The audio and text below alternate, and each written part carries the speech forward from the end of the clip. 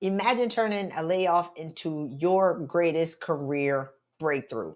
In this video, discover how my client defied the odds and secured a promotion from the very same organization that laid her off less than 2 months later.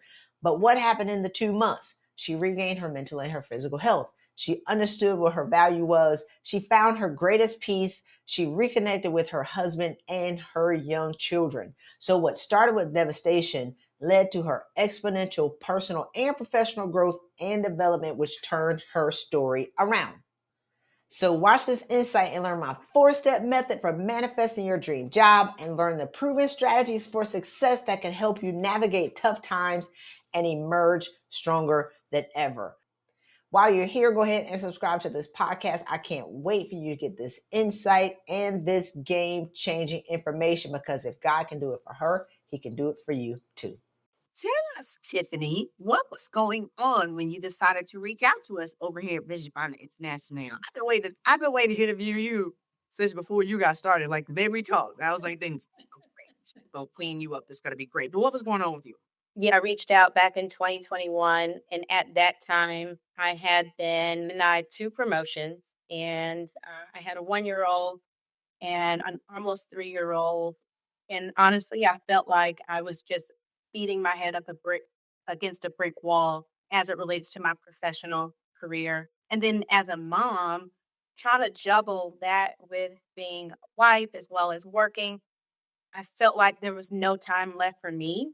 And internally, I was crumbling, while on the outside, no one could see anything. I was always smiling, doing what I needed to do, what I was expected to do, right? Those societal norms.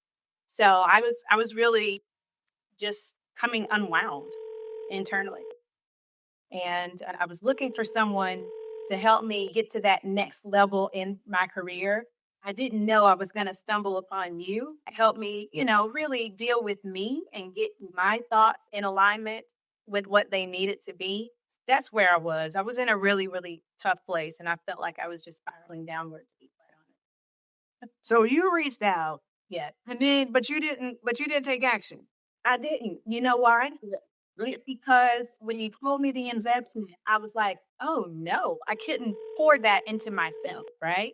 Like, and so I went downstairs. I remember a conversation with my husband, and he was like, oh, okay. Well, he never really gave me an answer. But a few weeks later, he comes and tells me, oh, I reached out to Christy and I'm going to be working with Christy. And I said, wait, what? So that just goes to show where I was, right? I was not trying to pour into myself, better myself, because it wasn't something that I felt like I could do. I felt like I needed permission to do that. Whereas my husband was like, I'm gonna do it. What happens with women when it's any money, it don't matter how much it is, Tiffanni. You know what I'm saying? Like it could be like our high value program. I feel like, this program used to be $500. I like to tell y'all that all the time. You would spend that money on your kid. Does that make sense? On one of these quarters, hands down. Yep. And moms feel so guilty. And you say you were depleted, burned out, crumbling on the inside, and nobody knew. So you know all these things are going on. And then when it comes to like investing in yourself to clean that up, you be like, I ain't got that. Yep. Yeah. I felt the need to ask for permission to save myself. Yeah. Yeah. Great. And then your husband said, oh, okay. And I don't even know how he got on my phone, right? He's the only man that we let in that 3-day event, right? That was a couple of years ago. So what was that conversation like when he said, I'm working with Christy? How did you feel about yourself, and how did you feel about what he said? I felt, one, I was glad that he was doing it because I knew working with you was going to help him. So I was like, great, glad you're doing it. But then I thought, well, why didn't I do it? You know what I mean? Why did I feel the need to get buy-in to save myself, right? Or to get help? And that was really, really the eye-opening moment for me, because the next time the opportunity came around, I think I did a master class with you one Saturday morning. And finally I said, I'm going to do it. And I didn't walk downstairs. I went ahead and pulled the trigger and finally told him I'm going to do it. And not to say that he wasn't supportive the first time around, because he absolutely was. But I think it was more so myself just looking for him to co-sign that this was okay. Not saying that my voice was alone enough, and knowing where I was, because he didn't even really know, to be quite honest. It's just for, the lack of time that we have to really have these in-depth conversations with both trying to manage careers, a household, and running after young girls. So yeah, we just didn't have the time. But he was very supportive when I told him I finally pulled the trigger.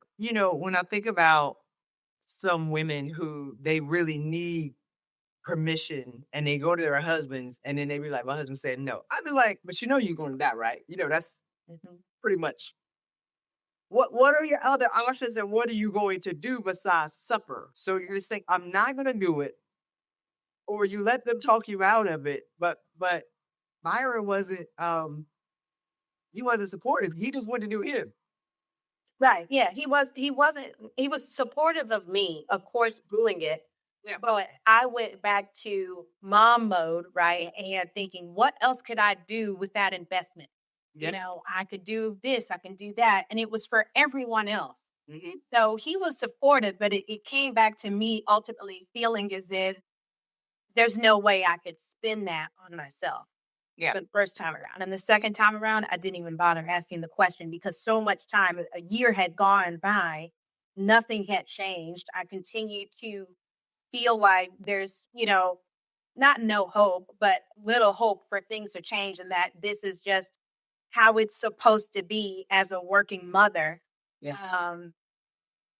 And I said, this can't be it. This can't be it. So we were doing the 3-day. You were in the background, right? Like you were here hustling. Yeah. You got promoted. He got promoted, and you got 2 promotions, right? Yeah. So the interesting part about it is, my job, it was a lateral move, but I remember you saying, ask for, 3 things. When you ask for something, ask for 3 things, right? And so I was aligned to one client group, and my manager said, hey, we'd like to align you to a different client group. So I said, okay, well, I'm glad to do that, but I know this client group is a little more demanding. The work is more project based. So where's the extra money, right? So I asked, I said, hey, can we talk about my salary getting up to X, Y, and Z? So I had a number planned in mind. And I also said, what about resources? Is there a coordinator or someone that can help? So I knew what I wanted to ask for, and I was ready for that conversation based on just the ear hustle alone. And my salary increased nicely from a lateral move, just from supporting one client group to another, keeping the same title. Great. So let's fast forward. A year later, we get on the phone again. You said nothing had changed. You was wore out. Yeah. Right. And I remember going off on you. What was that like? It was what I needed to hear, right? Because honestly, as a Black woman, me thinking that I could even raise my hand to ask for help, that's not something that we do, right? This was, I felt like I was resolved, and this is what it's supposed to be as a working mother, as a mother to young children. And I have an amazing tribe of strong women in my family. One of them had young kids at one point, but she didn't work. So she stayed at home. So she could talk to me about the young kids piece, but she couldn't really balance that with the demands of my job. So I really felt like I had no one to really talk to. And I needed to make a decision. I needed to do something for me because I was pouring so much into my family. And I felt as if I don't have like a pause button when it comes to my girls. It doesn't matter how tired I am. I do 100% every time, even to where my husband's like, you don't really have to do that. You just have to outshine. You have to do this. But I just think, they're little. They didn't ask to be here. And probably some of that has to do with my childhood, right? I just want to make sure that they have what they need. And so I do go a little above and beyond. But all that to say, I had also applied for another promotion. and I didn't get that promotion. And even though I'm a firm believer that what's for me is for me, it stung a little bit. And that's where I was when we reconnected again in 2022. And I had to pull the trigger. But what you told me when I talked to you, you said, and you'll have to share this, that you said I was one puff away from crazy. And the analogy you used was that cigarette butt that hangs out of, that one uncle's mouth that always smoking that one cigarette, right? And it's just one puff away from just being gone, but they holding on. Yep. Yep. I'll tell you like that cigarette hanging out the corner of your Uncle Larry mouth. You're like, get up. I be hanging on the corner. It's one puff, baby. You had one puff. It was over. Yeah. Yeah. And I didn't even fight you on it. I didn't go back and forth. I didn't say, this is not me. This is not where I am. No, that was where I was. Yeah, it was true. 2 things that you learned about yourself. And then I'm going to ask you to give advice to women who are like right there. So what I learned was that I created the reality that I had, right? And by all accounts, if you look outside, I have nothing to complain about, right? I have a healthy, loving family. I have a career that I enjoy. And I have an amazing husband that is supportive. So by all accounts, I have no reason to complain. And that was where I was before starting. But as I started to go through the process, what I saw is that it was my limited thinking as it relates to my career that kept me back. And I was holding on to something I thought I'd let go of years ago, and something that I deemed as a failure. But all along, it was something that I needed to experience that made me who I am. That's something I needed to go through to be where I am now. So I would say the one thing that I learned through the program was that I needed to change my perspective. I needed to change how I thought about things, why I placed limitations on things. I needed to change the way I talked about myself. I had so many self-limiting conversations with myself that I didn't even know. Because I never paused to sit still to think about the thoughts that I'm having and the conversations that I'm having in my head. It's always go, go, go, go, go. Because if there's something to do, I'm not going to wait until tomorrow to do it. I'm one of those people, let's do it now. Let's tackle it now. Never just taking a moment just to sit still. And so the program for me gave me an opportunity on a weekly basis just to sit still and think about not just, where I am in my career, but who I am as a person and what I'm saying to myself. That was the biggest thing that I took away from the program. How I thought about myself, how I speak to myself. And now my conversations are so different. There are times where, yes, I do find myself, and I'll say this in air quotes, backsliding. And, I was talking with someone about that, and someone very wise, and they said to me, well, how do you define success, right? Success is never just a straight line, right? It's always, there's no straight line to success. So even those times where you feel like you're going back, it's okay. And so extending myself the grace when I sometimes have those conversations or those thoughts is really important. But now at least I'm aware of, whereas before I had no idea. Yeah, I think that's the biggest thing that I took away, just how I speak to myself, how I view myself, and making sure that's in alignment with what God says about me and who I am. Right. So what advice do you have for women who have it all and they have nothing to complain about, but they're still suffering? One, I would say to know that it's okay to feel like you need some type of help, whatever that help looks like, or you need a program like this, right? It's okay. I think that is the biggest thing, knowing that just because it looks a certain way, if you're not feeling fulfilled, if you're not feeling, in a place where you are happy with yourself, it's okay to raise your hand. Yeah. It's okay to seek help, to seek support. You know, people have said this time and time again. It gets lonely sometimes, right? It gets lonely when you're at work and you're in a leadership position. It gets lonely when you're, taking care of, your family and you feel like you're the backbone. And while everybody else is asleep, you're up still doing those check the boxes right off your to-do list. And it's okay to have support. I think that's the biggest thing. Hmm. Leadership is lonely, baby. Yes. Yeah. Leadership for women is lonely. Leadership for women of color is lonely. Leadership for Black women, my God, it's all caps lonely. So let's talk about support. Who was your coach? And then what was it like being in a group of other women?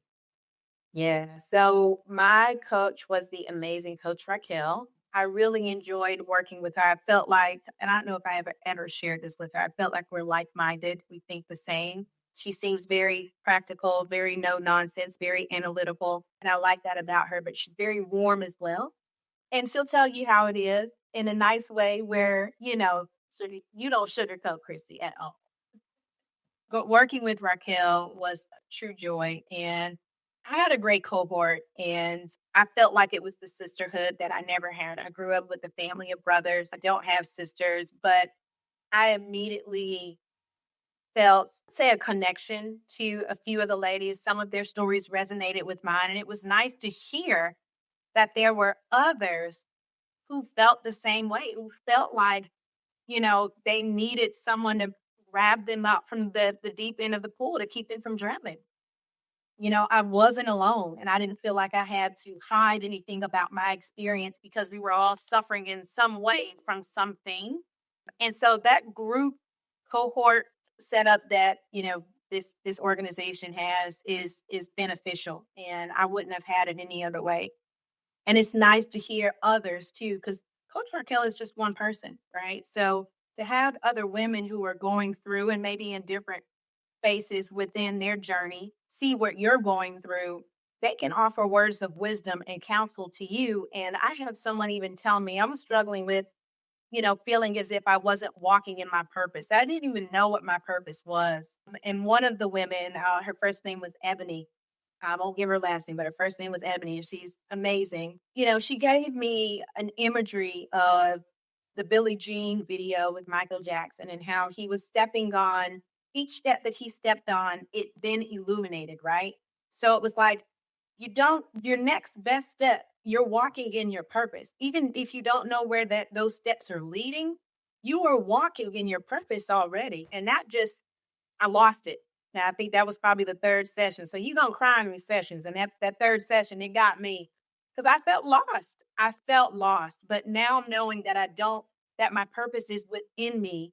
And that if I just keep praying, keep meditating, keep asking for, and making sure that my spirit feels good about each step that I make in terms of being in alignment, I can't go wrong. And I'm already walking in my purpose. And so the group was an amazing, amazing part of this program. I love the group because it shows you other women who are doing the exact same thing as you. So we think that high achieving women, we think we're unique in our actions of how we got trapped, right? And having it all and then suffering in it and can't tell anybody. You see other women, you be like, oh my God, I thought I was the only one who did that. And it's like, oh no, we're this unique subset of women who have unique challenges that need to be addressed uniquely. It's women, and then you got ambitious women and high achieving women. Like I'm just looking for that cluster of women because we are the ones who are suffocating in our high success and in our Jimmy Choos, and we can't tell not narrow person. So there what happened was, because this is about being laid off, right? So where were you in the program when you got the notice? So I think my first group session was in July. And the week before Labor Day, I was notified that my role was going to be eliminated. Essentially, my role was moving to New York. And I did have an opportunity to, move to New York, but that really wasn't an option for me because of, my family is rooted here.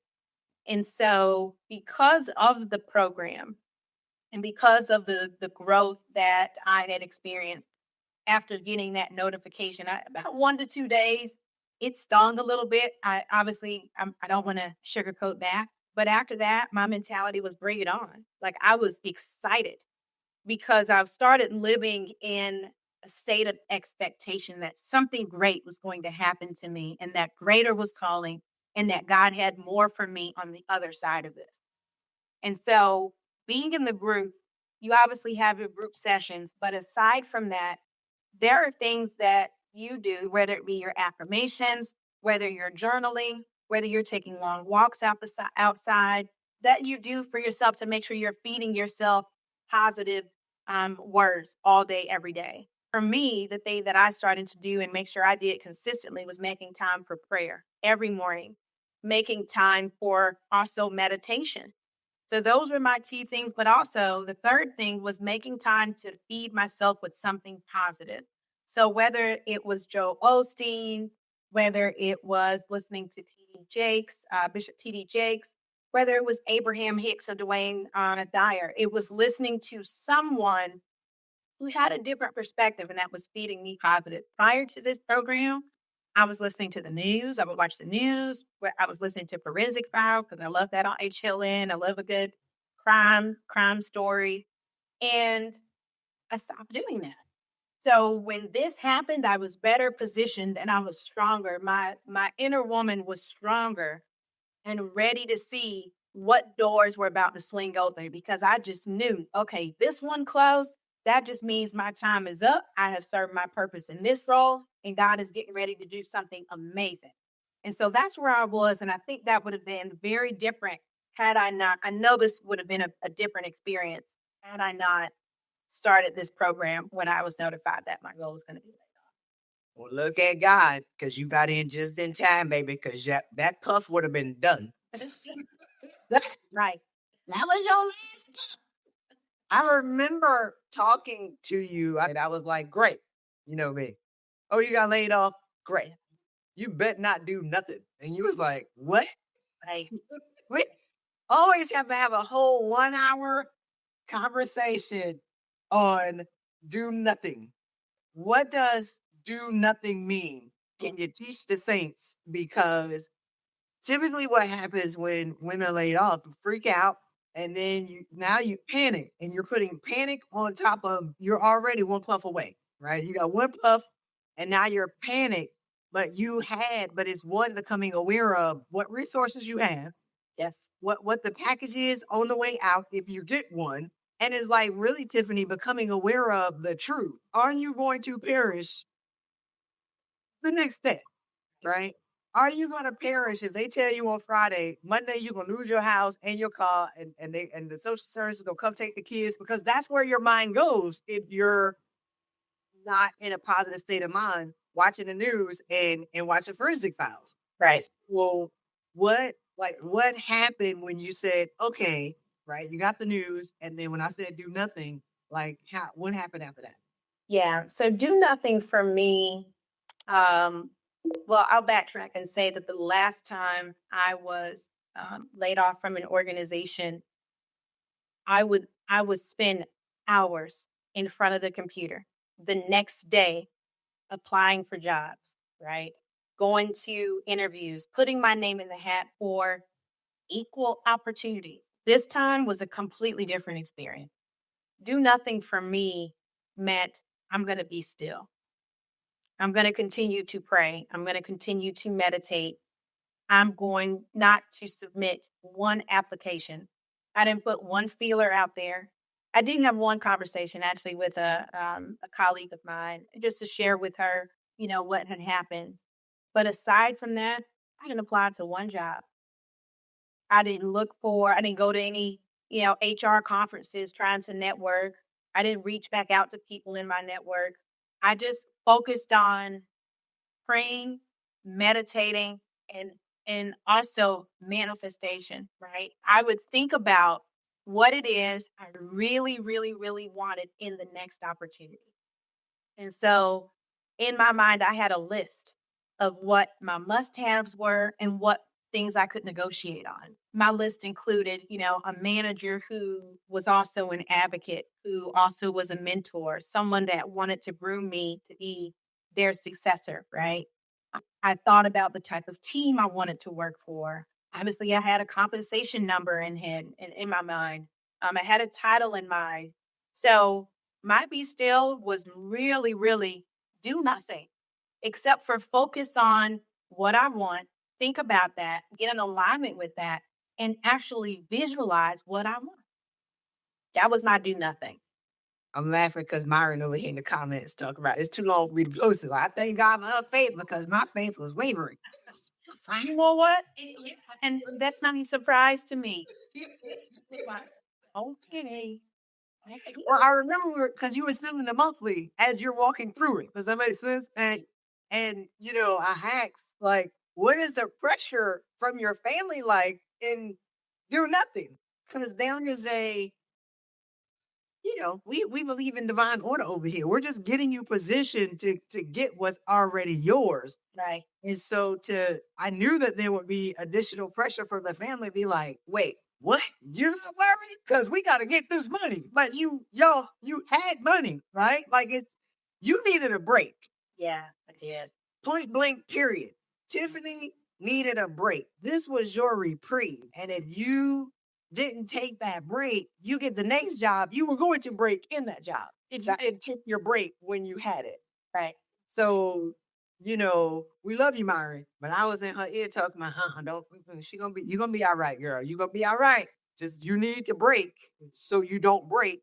Because at this level, if you're tired on this level and women are tired, worn out, crazy, cigarette hanging out the corner of your Uncle Larry mouth, and then you get the next position, now you snap because your foundation wasn't solid on this one. I did it. So I know what it looks like. I know what burnout sounds like. I know the code language. I can look in your face. I can look at your LinkedIn profile. I can look at your pictures. I can tell burnout. I can hear it under whatever you say. I'm okay, y'all. That's all I hear. Y'all be like, you say, yes, I'm okay. I'm perfect. Everything is going. This is like here. What advice do you have for women who got laid off and they're freaked out? What are two things that they can do today? But I'll let you talk about that, and then I'm gonna have mine. Yeah, I would say the first thing is think about what you would change in your previous situation, right? What do you want to go into? I think it's clear. I believe things happen for a reason. They do, and I think sometimes quote doors close because we're not willing to make a move. And I think my favorite quote. I do have a quote that I think shows an essence of me, but one of my favorite quotes is, "Don't ask God to direct your path if you're not willing to move your feet." Right? So sometimes if you're not willing to move your feet, as gentlemanly as God is, he will close a door because he has something greater for you. And for those who may not be believers, from a practical standpoint, I think it's important to think about what situation, the door that just closed, and what it is you want to see in your next opportunity, whether that's your own running your own company, or whether that's another employer. Think about and outline what you must have in order to feel valued in that next opportunity. And I wrote that down. To me, it was almost like, this is going to happen, right? This is what I want. And that is the first thing that I would say do. The second thing is that the being still piece. Being still. And being still will look different for everyone else. For me, it's taking stock of what it is you really, really want, what it is you enjoy, and what it is you want, and praying and meditating on it. Thank you, ma'am. So I got my finance.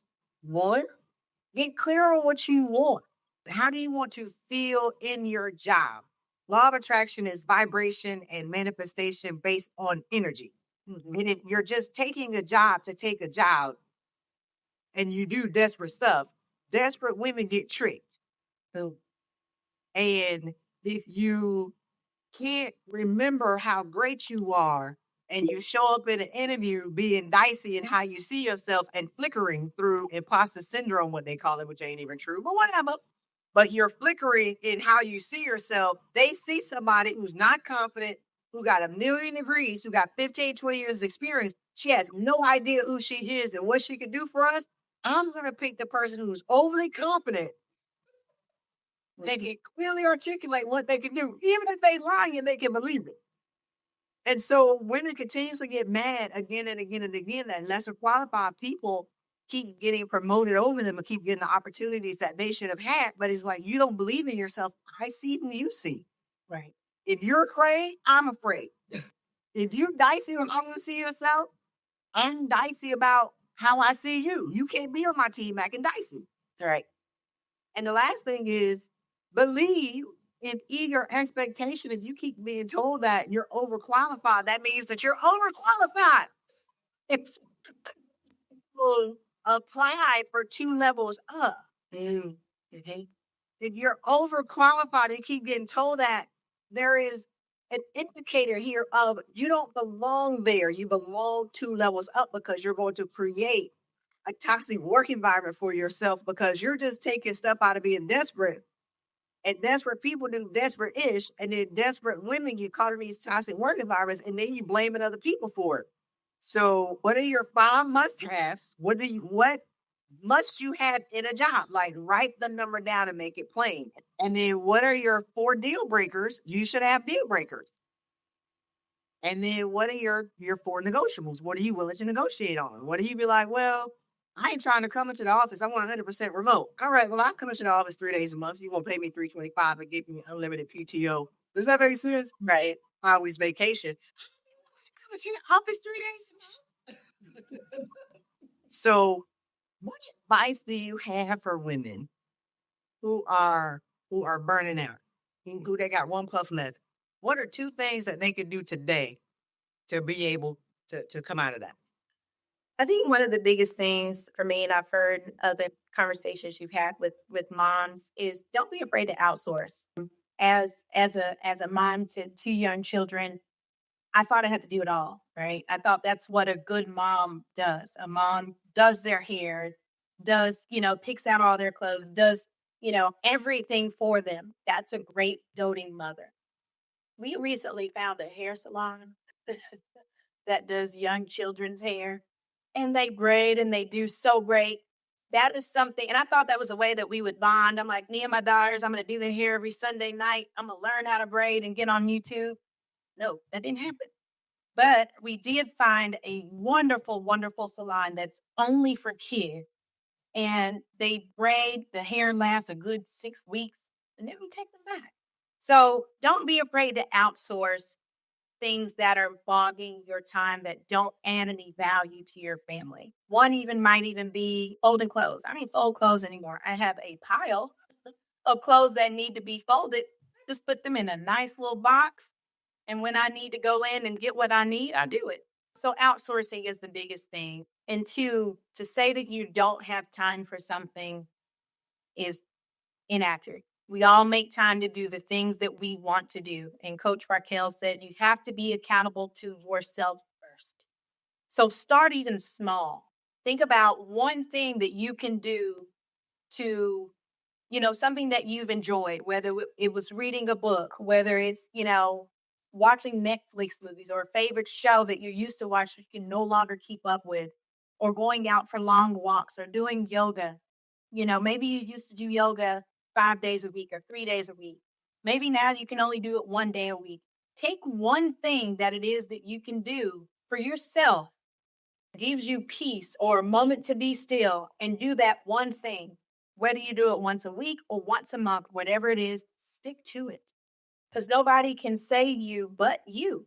As much as I love working with you, Christy, you know that we have to do the work. As much as I enjoyed the conversations with the group of women, with Coach Raquel, once the camera goes off after that 1 hour week, you have a choice.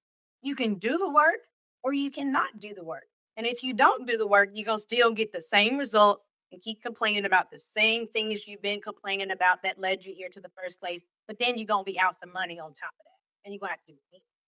So be accountable to yourself. Pick one thing for yourself to do for you that's going to get you that breath of fresh air to breathe, to hopefully take you to a place of just doing to being and getting into alignment with what it is that you're here for. So those would be my two pieces of advice: outsource and accountability.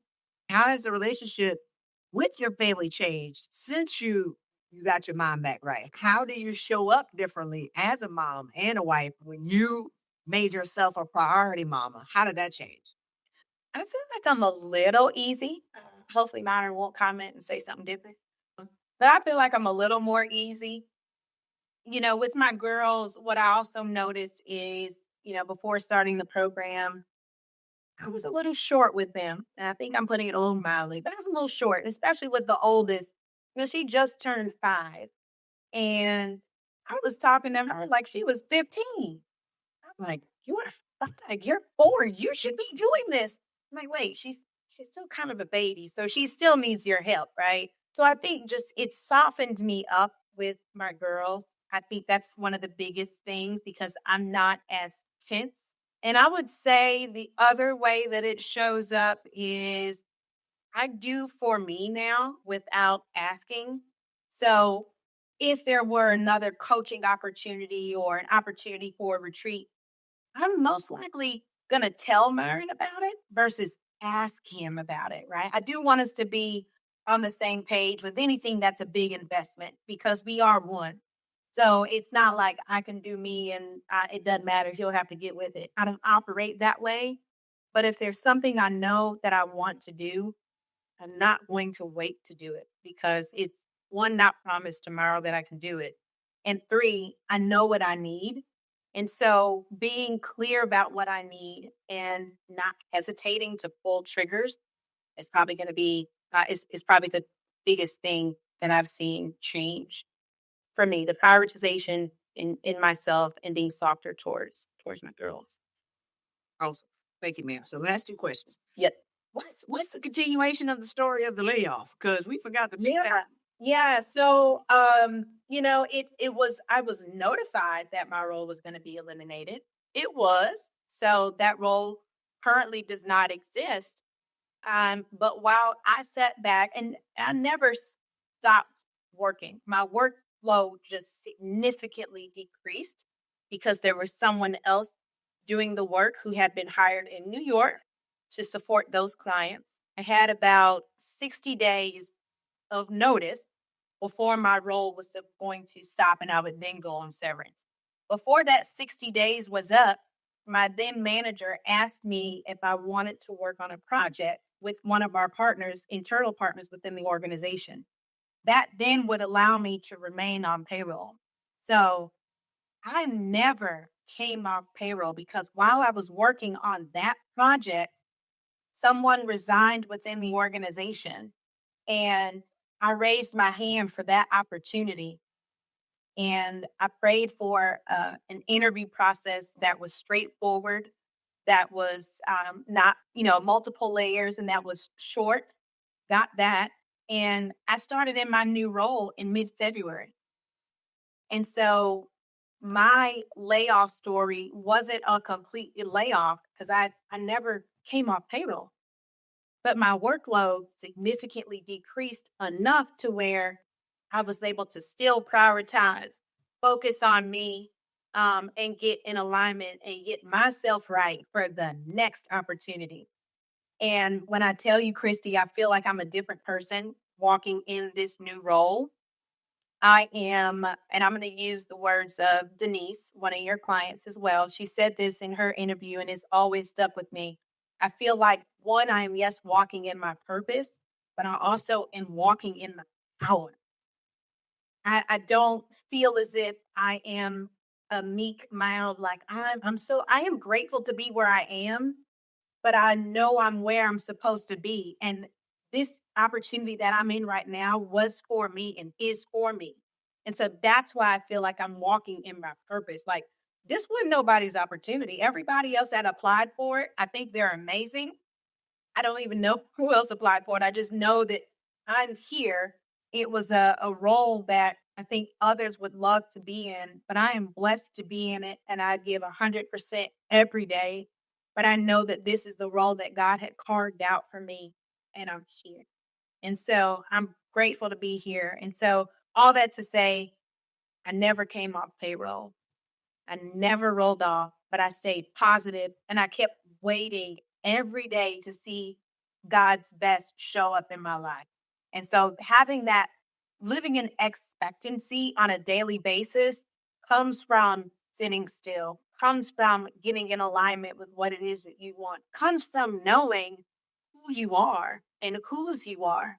And I started to really believe that by feeding myself those positive words from multiple sources. And every day I said to myself, everything is always working out for me. And if you're an Abraham Hicks fan, you know she has that rampage. Everything is always working out for me. Everything always works out for my good. And if you're scriptural, you know the scripture. Everything works out for good for those who love the Lord and are called according to his purpose. I said that every day. And this is what manifested. All things work together for my good. I was never in the choir. He's intentional. Tina. Right. It seems counterintuitive to want to sit still, right? After that kind of notice. Yeah. And Trying to prove myself. And it's not ego. A lot of times when people try to prove you wrong or prove themselves right, it's typically in the negative. I'm like, man, get the, or there's going to be something greater waiting for you, but you're right. I'll let y'all know if Tiffany has blessed y'all today, put it in the comments so I can show her, because before we got on the phone and started, she was like, I just want to reach one person.